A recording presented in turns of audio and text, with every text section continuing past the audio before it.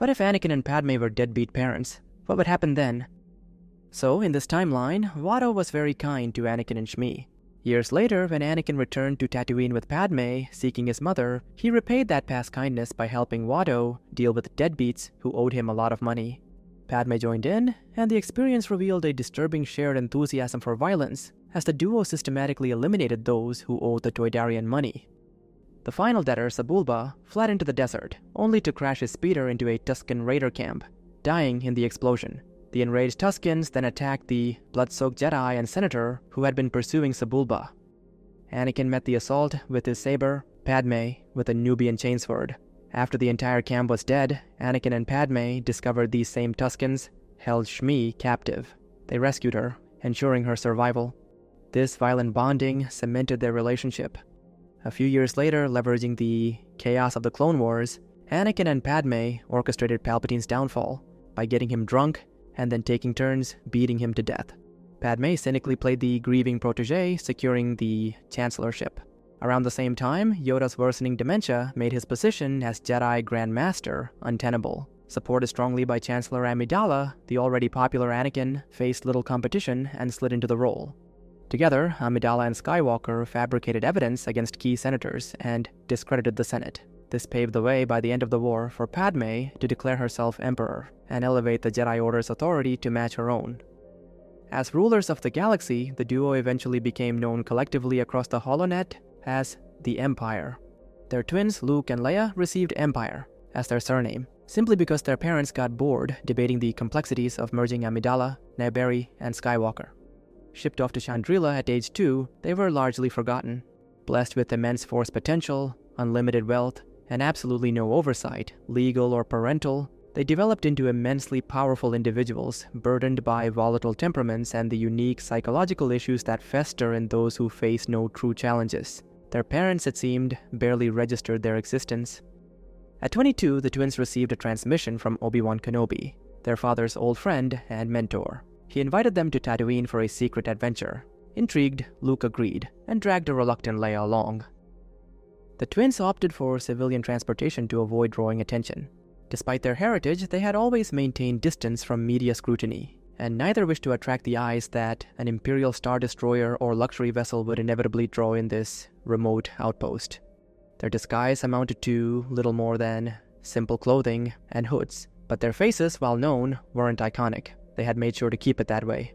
And out here, where no one expected galactic royalty, no one would think to look twice. They arrived in Mos Espa around 0600 Galactic Standard, only to learn from Ben that he'd sent the wrong coordinates. The actual rendezvous was in Mos Eisley, and not until 2000 that night. This meant Kenobi's mistake left them effectively 14 hours early. Annoyed by the massive time gap, Luke asked what they were supposed to do for 14 hours. Obi-Wan suggested they visit a local junk dealer, Watto, who apparently used to own their father. The call ended before either twin could respond to that. They went anyway. Nothing else to do. The meeting was cordial but revealing. Watto reminisced about their parents, highlighting his own close connection to them. He explained how helping him collect debts had ignited their relationship, mentioned they still kept in touch, and even showed the twins a holo photo where Anakin and Padmé genuinely smiled alongside him. This struck a nerve with the twins, whose own photographic record with their parents amounted to only 2 pictures.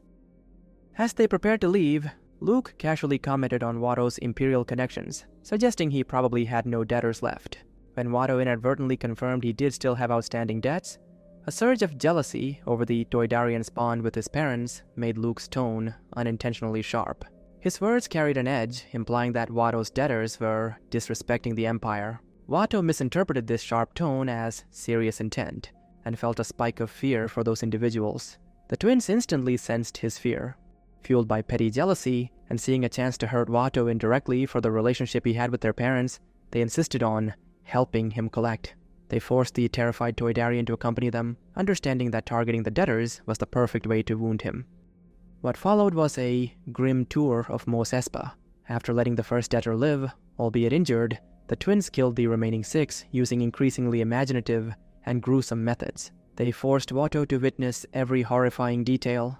The ordeal concluded hours later. By the end, Watto's debts had been collected, but he was left deeply traumatized. The twins departed, simmering with unspoken frustration. furious at their absent parents, disgusted by their own jealousy-fueled actions, but unable to voice any of it. They wordlessly headed for a taxi line, needing transport to Mos Eisley. We pick up with them now, 12 hours after landing on Tatooine, aboard a speeder taxi, making its way across the desert wastes from Mos Espa towards their rendezvous in Mos Eisley. Let's begin. From the speeder taxi, the twins watched Tatooine's twin suns kiss the horizon, painting the sky in fiery hues before surrendering to the approaching night. Below, the endless dunes mirrored the transition, their burnt orange glow rapidly fading into deep violet plains cut by stark, lengthening shadows. The journey passed wordlessly. Both were preoccupied, replaying the day's violence and the unsettling revelations from Watto's shop in their minds. Eventually, a scattered sprawl of dim lights materialized from the gloom ahead. Mos Eisley. The taxi descended toward the settlement's quieter outskirts, banking toward the coordinates Obi-Wan had provided before settling onto a dusty landing pad. Their destination stood nearby, a squat, domed cantina with sand-worn walls and a flickering sign above the entrance. Muted blue lighting spilled from within. Outside, a scattering of benches hosted a few patrons, nursing drinks in the cooling night air. Confirming this was the place, their attention settled on the occupied benches near the entrance. Leia surveyed the gathered beings, her expression settling into one of tired annoyance. She stepped towards them, her fingers making a subtle, almost dismissive gesture through the air. "You should all go home now," she told them, her voice layered with forced suggestion. "Do something meaningful with your lives." The assembled patrons rose without protest, abandoning half-finished drinks. Some muttered about sudden family obligations, others about forgotten appointments. Within minutes, the benches emptied completely. The twins claimed the central, now vacant bench. Luke glanced at his comlink. Still nearly half an hour until Ben suggested meeting time. He activated the device, connecting to Obi-Wan. "Well, Ben, we made it, despite your directions," Luke said dryly. "Good timing. I'll join you shortly," Obi-Wan replied, his voice carrying a strange, buoyant quality. True to his word, Obi-Wan materialized from the darkness 15 minutes later. Now pushing into his late 50s, his once auburn beard had fully surrendered to gray, framing a face weathered by years of questionable decisions and harsh Coruscanti nightlife. His baffling ensemble consisted of sandals, knee-length shorts that looked a bit worn, an oversized hoodie swallowing his wiry frame, and dark-tinted glasses serving no purpose in the absence of daylight. His gait suggested either injury or inebriation, possibly both. Before either twin could question his attire or condition, Obi-Wan raised both hands. "We must proceed into the desert," he announced, his speech crisp despite his unsteady posture. "That's where the mystery and surprise await." The twins exchanged glances. "Well, let's go then, Ben," Luke said, rising from the bench. "Wait," Obi-Wan cautioned, holding up one finger. "We must wait for my friend Greedy. He's essential for this operation." "And who exactly is this Greedy?" Leia asked. "A Rodian associate," Obi-Wan explained, tilting slightly sideways before correcting his balance. "We require his expertise for what comes next."